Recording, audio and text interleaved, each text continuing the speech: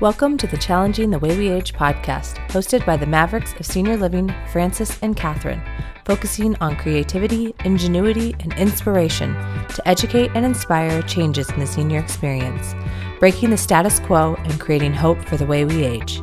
We want to thank our title sponsor during Denver Startup Week 2019, iAging. We want to thank our supporters, Assured Assisted Living, Serenity App, Sevens Home Care, Sevens Residential Memory Care, and Workability Co-working Space. Now get ready for the next episode. Good afternoon, you Mavericks. I'm Francis Lagasse, your Chief Curiosity Maverick, and I'm here with Catherine Wells, your Chief Inspiration Maverick. And we are coming to you from Denver Startup Week at Workability. It has been a fantastic week, and it's only been 2 days, where we've been focusing on the longevity economy. And so we are proud to have a fantastic guest from Nymbl, which is NYMBL, Mr. Nathan Estrada, the Director of Clinical Operations and Outcomes. Mr. Estrada, thank you for joining us. It's great to be here. I'm glad to meet passionate people. That's awesome. So, Mr. Estrada, can you tell us a little bit about just kind of what Nymbl is? It's an awesome name, but yeah, just kind of let our listeners know. No, so Nymbl Science is really based on the foundational mission of preventing a million falls. And as a result of that, we look at older adults in balance training far different than what's currently existing. Because the reality of it is my grandfather, if he wants to have intervention, has to either have a clinician come like myself, or he's got to go to the rec center. And only 1 out of 10 older adults are willing to do that. So that means that we have this unintervened population of 90%. And what we do historically as a country, we just keep on rebranding the rec center program, right? And we just say, hey, silver sneakers. Yeah, or silver and fit, or all the different things. Yeah. Matter of balance, and they're all really good programs. But if my granddad won't go, then it doesn't matter. And so what we're doing is we're empowering older adults, leveraging the technology they already possess in their home so they can do balance training. And as a result of that, we really focus on what older adults like and make balance training fun and not clinical. Because it doesn't have to be miserable to exercise. It doesn't have to be this hour-long They've been lying to me all these years. Right? And very specifically, balance is a reflex. But we tend to treat it like strength, where you have to do this hour-long extravaganza. Can you elaborate a little bit more on how balance is a reflex? I'm intrigued by that. So balance as a reflex is important to note because it's not an executive function. So if you stumble, you don't have to think about stepping. Your brain does it for you before you knew you fell. But we tend to train balance with attention and executive function. And so what happens is the cerebellum is where reflexes live. And a lot of people struggle to think about, well, how do you train a reflex? If you touch a hot stove, can you pull your hand away any faster if you thought about it? I don't think so. You can't. And the reason why you can't is because you pull your hand away before you have the ability to think. You only know you touched something hot after your hand's away. So that reflex is really fast. So if you want to train the reflex, the most important factor is how recently you touched something hot previously. So if I touch a hot stove tomorrow, I actually pull away faster because I recently had an insult that would say, hey, hot, pull away, and I get to practice my reflex. Interesting. Okay, that makes sense. But we don't do that with older adults. What we do is we say, hey, once a month, I want you to go to some balance class that lasts an hour long. And then they don't train anything day to day. So really balance is closer to nutrition than strength. It's actually the little things that you do every day so that you shorten the duration from the last time they experienced it. But also, balance as a reflex means that the number one reason why older adults fall is they don't feel the fall. And if you interview them, you say, well, what happened? And what they look at you and they go, I don't know. The first thing I know is my face hit the ground. And that's a real answer. And what that really means is their alarm systems that told them that they were losing their balance or in the process of falling never went off. So all that mobility that they've been training never got to get used. And so you have to first train people to sense falling, and then the cerebellum, where those plans happen, have to have a plan available. In other words, recently experienced it. And then all that physical mobility that we do suddenly comes in, and then we step to regain. Most programs avoid the first 2 hurdles, and we're one of the first people to really go, actually, let's take care of the easy stuff. I can train you how to sense yourself falling so that next time it happens, you have a quicker reaction. Because the speed of reaction is far more important than how Olympic and powerful you are. True. Because it's just a step, right? That's true, yeah. And how do you do that? What does it look like when you're doing this? So what that looks like is you can't allow the brain to cheat. And the brain is super good at doing it wrong, right? And if you give someone a choice and you say, I want you to do balance, they love to focus on it. They love to think about what their ankles, knees, and hips are doing. So what we do is we take away that option and we give them a cognitive challenge that eats up their bandwidth. So, like, for instance, if I had you stand on one leg and I had you do something silly like count backwards from 92 by 7s, it would take enough thought for you that suddenly your cerebellum would take over that physical action of weight shifting and keeping your balance while you're distracted. So we pair a cognitive challenge with every physical challenge, forcing you to do the right pathway, which is when I'm distracted, I still have to control my balance. And so when you look at older adults and they fall far more often because of distraction and not focusing than they do on their physical ability. It's not like gravity finally won and they melt to the ground. No, they stumble on something silly while thinking about something else, and they don't have the cognitive bandwidth to do both. And sometimes the brain makes a bad decision to focus on the distraction. So rather than avoid that, why don't we just tell older adults that's something you can improve? Right? We don't have to give in. Okay, you can't walk and talk, and you go to a doctor, and his first reaction, well, don't do that. And I say, and my first reaction is fire your doctor. And here's why, is the minute you stop challenging your deficit is the minute you accept that as the new normal. Oh. And that is not empowerment. That's actually accepted decline. Oh. And why would we ever put that? Instead of, if you can't walk and talk, why don't we practice smaller versions of that and regain the ability rather than avoid it out of fear? Wow, that is powerful. That is really powerful. That is the money quote right there. Yeah, that follows exactly what we've always talked about, is challenging how we're aging. Quit accepting the status quo. There's nothing normal about it, and there's nothing normal about falls. No. Right? Most falls are preventable. Only a third of older adults fall every year. We assume it's everybody. And as a result of that, it's frequent enough that we've normalized it. Everyone goes, well, if I fell, well, so did my friends fall, right? So that almost like a badge of honor, would you call it, maybe? Like, oh, I fell, my friend fell, cool. Well, I think it's an acceptance, and it's an appropriate acceptance. Okay. Right, like I'm not the only one. I'm not the only one. My friend fell. And it makes me feel better about that. Yeah. But then what happens is when you normalize it, well, then I don't have a problem. I'm just normal. Why would I intervene? That's also why it's toxic to screen for falls. So what happens when you tell an older adult they're not at risk for falls? They fall? No, they have no motivation to intervene. They don't have a problem. Do you prevent anything by telling someone that they don't have a risk? No. Okay, so I have a question. I have an elderly father, and he is at high risk for falls, and they tell him that pretty regularly at the place that he lives. Which is terrible. And that was my question. So you just don't tell them anything then, right? Because I know if you tell them they're not at risk for falling, then they don't have any reason to intervene. But the more you tell my dad he is at risk for falling, the less he's going to want to intervene. So the psychology of brokenness is what you're really talking about. That if you tell, and I like to think about it as children first, because we're all the same experience, but we all can relate to this better as a child. If you have a teacher that says you're bad at math, you're bad at math. You're bad at math. I suddenly am bad at math, aren't I? Right. I am. That's who I am. Yep. An older adult, when they hear that they're at risk for falling, they don't hear they're at risk for falling. They hear you're going to lose your independence. I'm going to move you out of your home. Yeah. You don't have the right to make your own decisions. You're so broken that I have to put a little badge on your wrist to remind everyone how broken you are.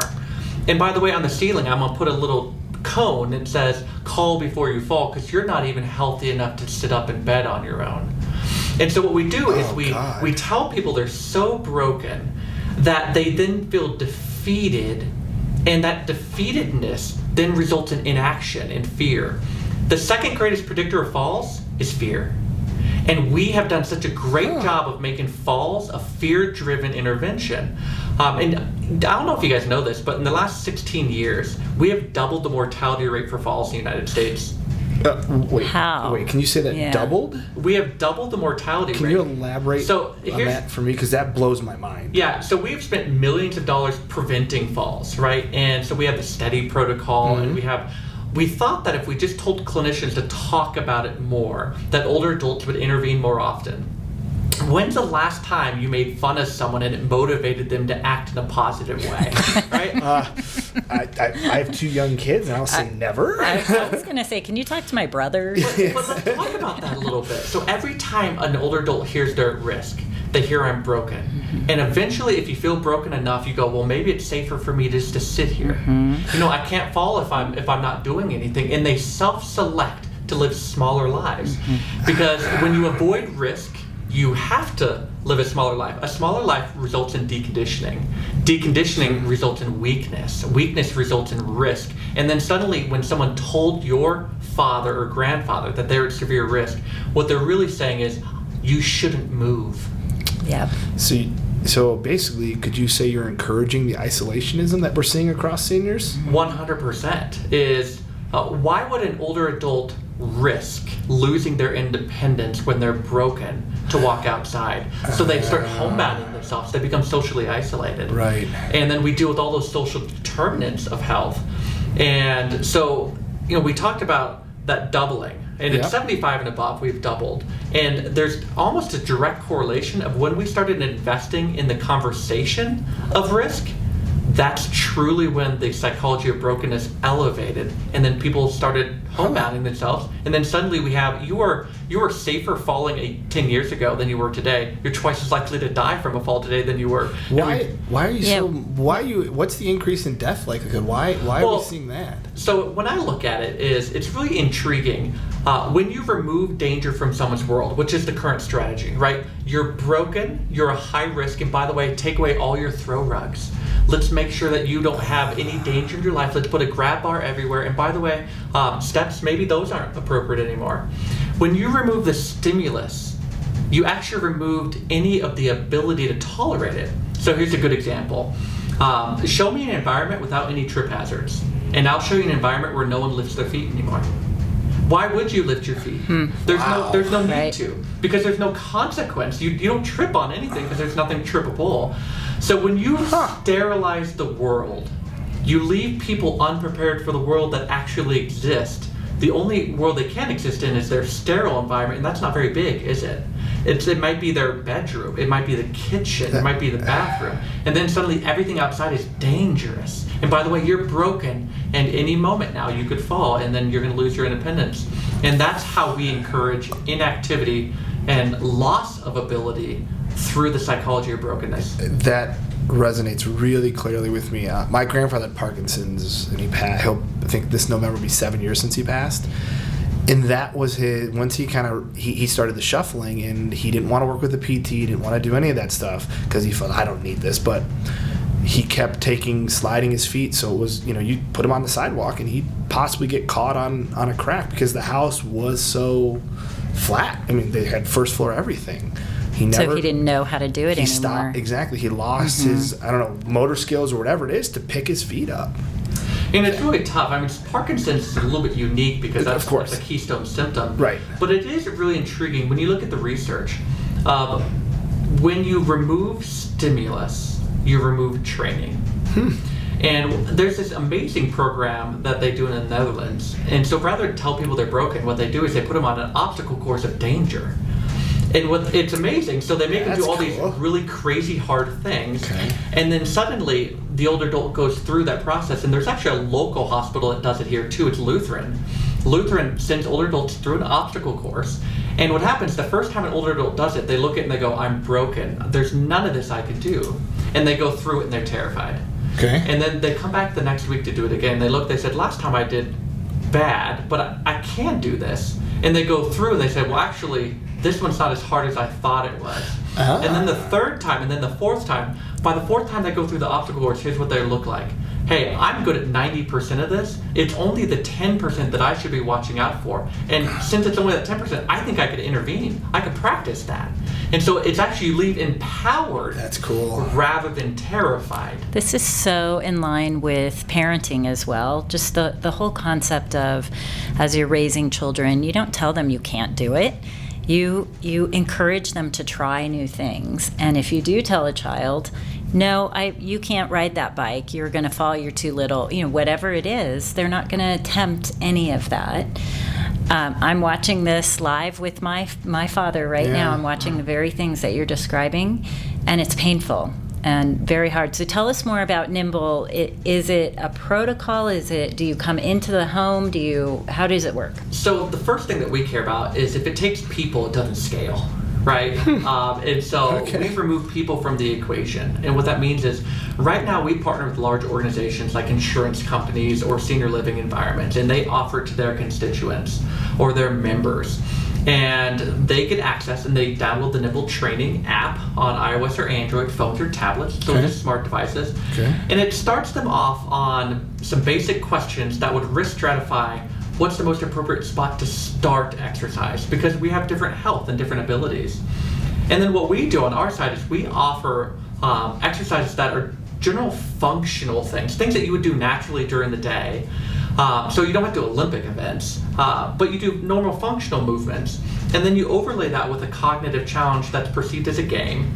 And people focus on the game while they're doing that physical movement, so distracted, and then suddenly the cerebellum takes over the reflexes. And it's funny because it's designed to be where you're not supposed to know all the answers, and you're not supposed to get everything right. And so it's like, well, I didn't know that, or I didn't imagine that would be, or I got that wrong. I want to get better. And when you gamify balance, you get two main things. Number one, it's fun, right? But number two is it's something that you can easily do every day because it doesn't feel like exercise. I don't know if you guys have had this experience. If you've ever ran on a treadmill, it's a life-sucking event. Absolutely. Right? It's a terrible, terrible thing. What we do to tolerate it is we listen to music. And you no longer perceive time, TV. Or you watch TV, but you no longer perceive time or effort when you're distracted. We're all that way. Older adults are the same. So if you give them a cognitive challenge, they no longer perceive it. And most people perceive 10 minutes as 5. So it's about a 50% cutoff on exertion. So think about that. If I give you a 10-minute intervention, you only felt it was 5, and you go, that's it? Well, yeah, that's it. We'll see you tomorrow. Well, I could do that every day, and that's the secret, is giving something that they can do every day easily, because what really matters is that they do it. Right. And then it's just a matter of therapeutic dose at that point. How often do you have to do that to have an outcome? Can you talk a little bit about therapeutic dose? When what does that mean exactly? So whenever you're looking at any kind of treatment, right? So let's use existing interventions like a medication. If you wanted to have a pain-relieving dose of ibuprofen, it could be 200 milligrams. If you wanted to have an anti-inflammatory dose, it takes 600 milligrams. Okay, so they're not the same thing. Well, exercise has the same concept, that there's a minimal amount that you have to do before there's a known outcome. For strength training, it's an hour a week. So if you don't do an hour a week of strength training, you're actually not increasing your strength to any great degree. For balance, what we found is the therapeutic threshold is really low, that it's actually 10 minutes a day, 3 times a week. So a total dose of 30 minutes for 4 weeks is enough to move the needle. And our clinical trials are really kind of fun.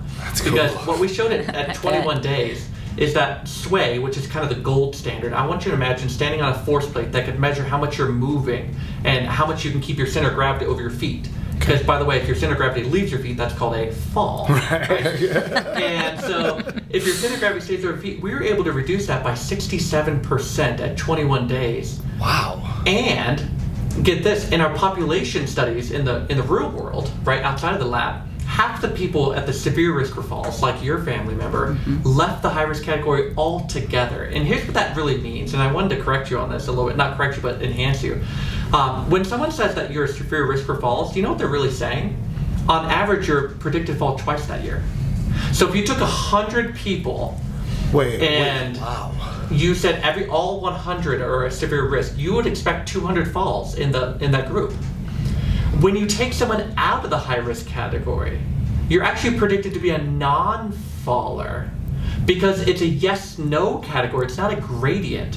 And those screening tools are designed to find non-fallers, not fallers. That's how all screening tools work. You're looking to screen out people who don't have the problem.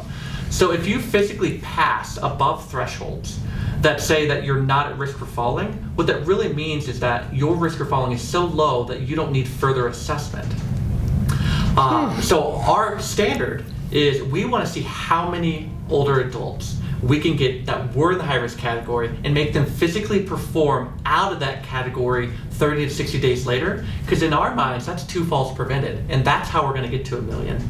That's awesome. We need to raise the level of awareness on this conversation right here.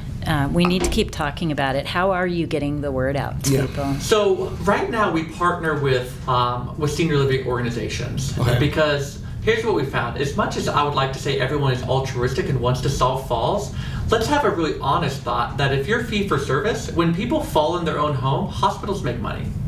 I know that's a terrible thing to say. But it's the reality It's of the the world we reality. live in. And I'll tell you what, I've talked to some hospital providers that are terrified of Nymbl preventing 1,000 falls in their geography because some of those falls are orthopedic surgeries where they make a lot of money. And so I never the thought of possible that. losses are massive. So what we do is we work with at-risk organizations where there's consequences of the fall. And there's two main ones. Senior living, when someone falls, 1 in 5 falls is an injury.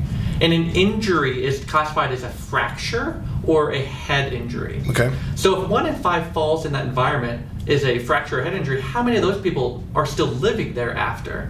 They move out. I'd say a lot move out, I'm guessing. And the acquisition cost for a senior living environment of one new resident is about $5,000 plus 1 month's rent. And so that's a significant financial hit. Every time someone falls, breaks a hip, and moves out, what we don't realize is that senior living just took an $8,000 to $9,000 hit of recouping that person and getting someone new to move in. So we partner with them and say, wouldn't it be nice not to have that? Where you don't have people falling as often and you don't have the move outs. You could keep the people you have today because it's cheaper than finding new ones. True. So that's the first one. And by the way, you're helping improve quality Yes, of and life. I agree. But what I found is that selling quality of life is a hard ROI. I understand. They can't track it, right? Yeah, you can't. And it's actually intriguing because most people struggle with the whole idea of preventing falls because how do you measure something that doesn't happen? Yes. Right? So then what we do is we go to the payer market and we say, you know what? We've committed that older adults shouldn't be paying for their preventative measure when other people profit. So here I'm going to say that a different way. I think I know what you're saying. If your insurance company saves $2,500 every time you don't fall, why would your insurance company not pay for programs for you? They should be obligated because they're the people at risk. And by the way, that's the price of a fall for an insurance company. $2,500? $2,500 whether you're injured or not. Every fall costs, and that's just hospital cost.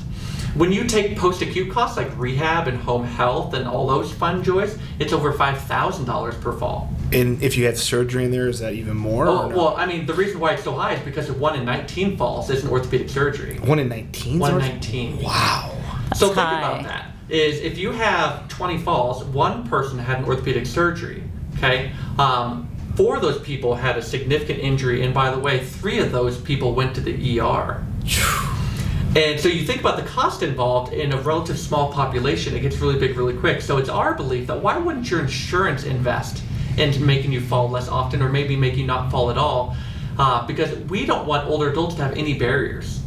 And we do this a lot in healthcare where we say, if you want to be well, you pay for it. Right. We're pushing back at that and saying, you know what, when they don't fall twice, that's a $5,000 value to you. Why don't you just pay us $100 instead? Yeah. Right? Yeah. Because that makes sense. It's a great ROI on your side. And so we are launching in 3 medical advantage plans for Medicare in Congratulations. 2020. It's a long sales cycle, so it's been really exciting. Can you tell us the name of those, or no? Are you not able to yet? Well, no, I think I can. So we'll be in 3 Cigna plans. Oh, cool. And then we'll be in a Blue Cross plan as well. That's awesome. Congratulations. That's huge. Yeah, it's a big deal. It's how we're going to get to $1 million. Yeah. So can I ask, how are you seeing this for cognitive impairment? You know, is there a point with, you know, obviously at this most recent stat I heard, I think this is right, I don't have it in front of me, is about 85% of those moving into assisted living have some type of cognitive impairment. How does this work with someone that has a form of dementia? So obviously dementia is a continuum, right? And so what we look at is most older adults, when we look at fall risk, cognition is the primary reason why fall risk goes up. That's why we see the most falls in memory care. Right. It's not that people are so physically weak. We talked about they're not melting to the ground. They have a cognitive bandwidth issue. Okay. And it's very specific to a trigger. When you can no longer tolerate 2 things at once, that's the greatest indicator of someone's true risk going up. Because the brain has to decide, do I pay attention to distraction or do I pay attention to my motor control or balance? Okay. And I can't do both at the same time. Okay. So you can startle someone and they fall. Right. Right? And so ultimately, here's how we address that. Nymbl is designed to help people tolerate and to better manage distraction by making them move all the time in a distracted state. Okay. What that does is the next time that happens in nature, the cerebellum goes, don't worry, I got this. Yeah, I it got strengthens this. that I've muscle. been practicing That's cool. this the whole That's cool. time. And I've been practicing it in functional ways. And so when the brain has to step to the left and you haven't been doing a lot of sidestepping, well, we do that all the time. It's available. And we talked about that reflex, right? The most important factor is how recently you practiced it. And so since it's 10 minutes every day and something you can easily do every day, we allow them to have a really recent occurrence to where they needed that skill. And now when they truly need it because they stumbled, it's available and ready to use. And they catch themselves. That's cool. So do they automatically do this every day, or is someone guiding them and prompting them? Okay. Both. And so here's what we found is we do have a balance evaluation that we use, not everywhere, but what we like to stratify is what's the most important environment that you can find success.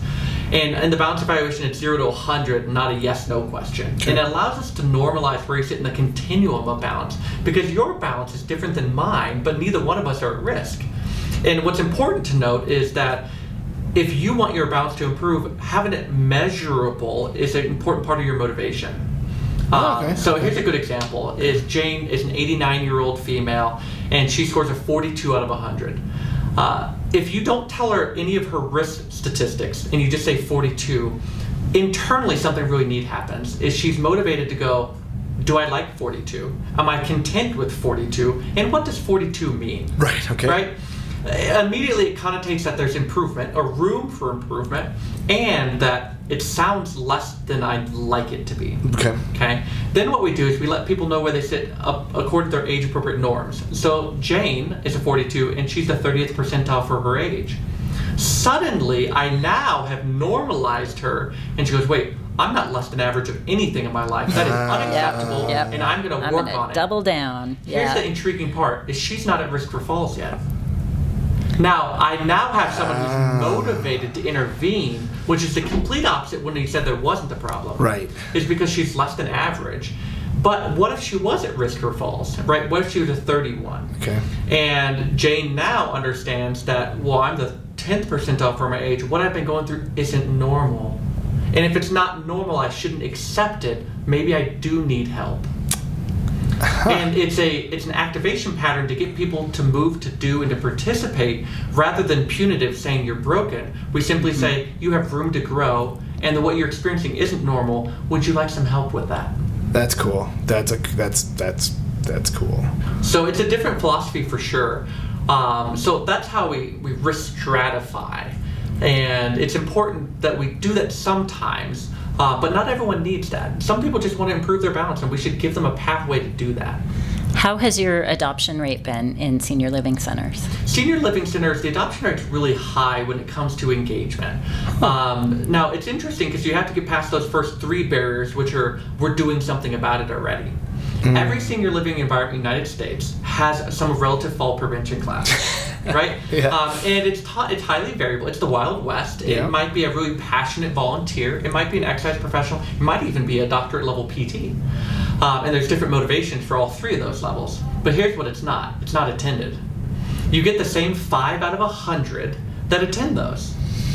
And so remember I said that only 1 out of 10 older adults would leave their home? Guess what? Only 1 out of 10 older adults will leave their room. In assisted living. So that number doesn't change whether it's home or assisted living. It really doesn't. So when you look at engagement numbers and you say, well, how many people are attending your class? And I go, well, 5 or 6. I was like, how many new people? Right? Because there should be some new people every once in a while. Right. No, it's the same 5 or 6. Yeah. So engagement is really the first barrier. So what we find is once we show them that there's an option that most people are willing to try, rather than some, now you're really solving it in a bigger way. So what we find in an environment is that while only 5% do that, we end up getting 30 to 40% of the whole building to try Nymbl, and a quarter of the whole building has a therapeutic outcome. In other words, has that known outcome. Wow. And so you took 5 people that were kind of having fun in a class, and now you're 5-fold improvement in impact, and that impact is known. It's not hopes and dreams. They've done it enough to have real change. So does that answer that question? It does. And does that mean that the residents all come down to a room and participate, or do they also do it in their own room? So here's what would you prefer? So that's the question, right? What's their preference? What's their preference? They should be given a choice. I'll tell you what it looks like. Most senior living environments that have an exercise class are almost wholeheartedly women. Right? That's who attend it.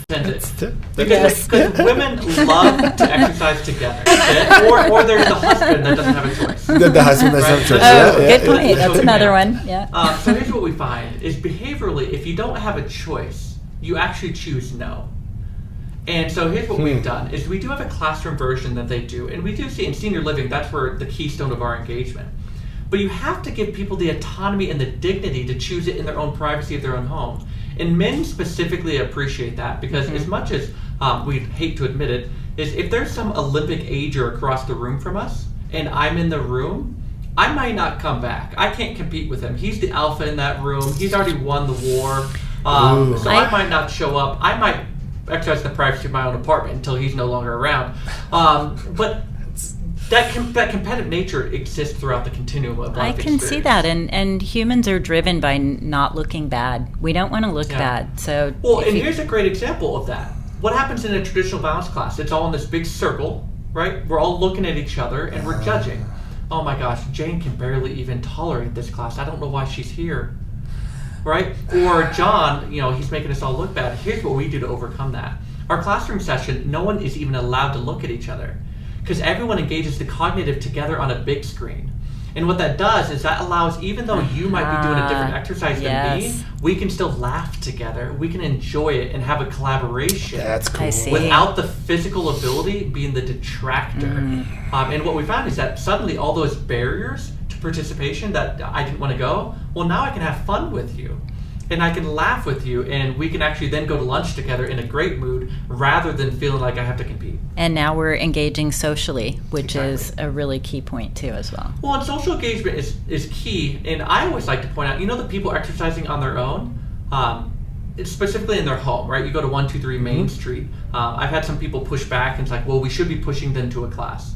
I say, great. If they had the ability to leave their home, they would have done that already, right? That's a great answer. And so, by constantly giving them the option of an unavailable or unattainable thing, what we're doing is we're feeding that brokenness mindset. You're not even healthy enough to get to the balance class. We need to be empowering them in their own home and giving them choices there as well. So, what's one thing that you'd like our listeners to take away? We've talked about some great things here. This program Nymbl is, I'm blown away by it. I think it's so many benefits across the spectrum. What's some things you want to take away? I think the big things to take away is whether you do Nymbl or not, challenge anyone who says that you should do less in life. And I want to remind you that if someone is telling you to do less, they're not interested in your wellness. They're not. They're interested in protecting and putting you in a cocoon. And I'll tell you what, I haven't seen a lot of older adults living smaller lives that are more fruitful. Okay? So my encouragement to you is challenge boundaries. And just because something might not be ideal today, work your way up to it and don't accept someone saying that you're broken. Because ultimately, it's your responsibility to empower yourself to make decisions that I may not be able to do an hour today, but I can do 5 minutes. And if I can do 5 minutes today, maybe next week is 6. And maybe this week I have to use my hands to get out of my chair, but next week I can try using one hand instead of 2. And those small victories are not small because it's part of a process of owning your own outcome. And I think the second thing I'd really encourage people to do is take your brain just as seriously as your body. When you look at training, we know these obvious physiological changes when you exercise. There are obvious physiological challenges or changes when you challenge your brain as well. And if you exercise while doing a cognitive challenge, it's universally favored from the outcome. And here's what I mean by that, is if you want to have better memory, if you want to have better cognition, better ability to dual task, if you want to have better balance, better reflexes in reducing fear, dual tasking or doing 2 things at once has actually been universally shown to be better for it.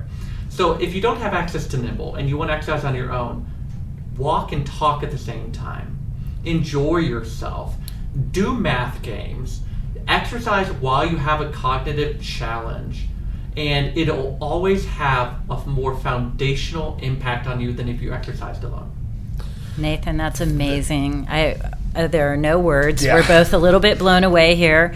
Thank you so much for everything that you're doing, for putting this out there in the world and for your passion around it and the education around it. That's really the key, is helping people understand the impact of this, and some of the logic and science behind it is extraordinarily valuable. I know for me, I will be doing more for my father now just to make the small incremental things easier for him to do, and I'm sure I'm one of many. So thank you. I appreciate it. And I want to say thank you for it's refreshing to hear this challenge of not accepting this. And this brokenness almost breaks my heart, and I didn't even look at it that way.